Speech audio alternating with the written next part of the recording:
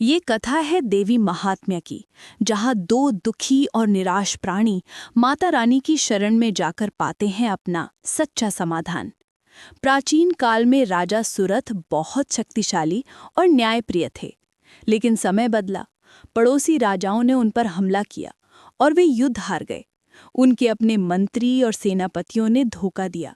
राज्य और धन दौलत सब छिन गया। सुरथ अकेले, उदास और पीड़ा में वन में भटकने लगे।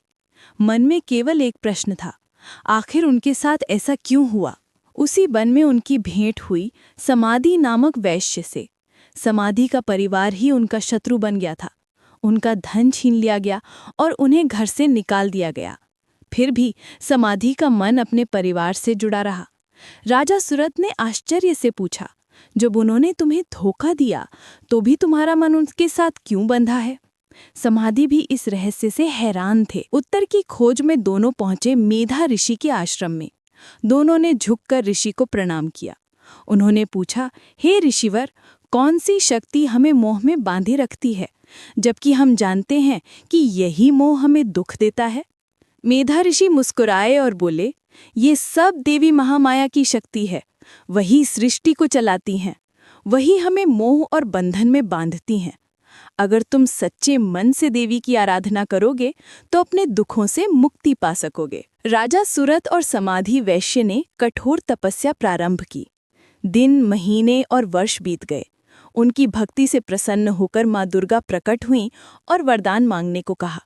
सुरथ ने कहा, हे माता, मुझे अपना राज्य वापस चाहिए, और भविष्य में ऐसा राज्य जो कभी नष्ट ना हो। माता ने आशीर्वाद दिया, तुम्हें अपना राज्य मिलेगा और अगले जन्म में तुम सावर्णी मनु बनोगे। समाधि ने विनम्र होकर कहा, माँ, मुझे धन या राज्य नहीं चाहिए, मुझे मोह माया से मुक्ति और आत्मज्ञान चाहिए।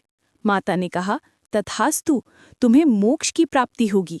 इस प्रकार माँ ने दोनों को उनकी इच्छा के अनुसार वरदान दिया।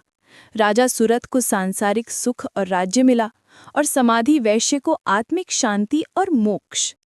ये कथा हमें सिखाती है कि माँ की भक्ति केवल भौतिक सुखों के लिए नहीं, बल्कि आत्मिक उन्नति और ज्ञान का मार्ग भी दिखाती है। ऐसे ही सच्ची और अलौकिक कहानी सुनने के लिए हमारे चैनल को कर दे सब्सक्राइब और बेल आइकॉन दबा दे, ताकि आपको इसका नोटिफिकेशन समय पर मिल जाए। और लाइक करना ना भूलें और कमेंट करके बताएं क्या आपने ये कहानी सुनी थी।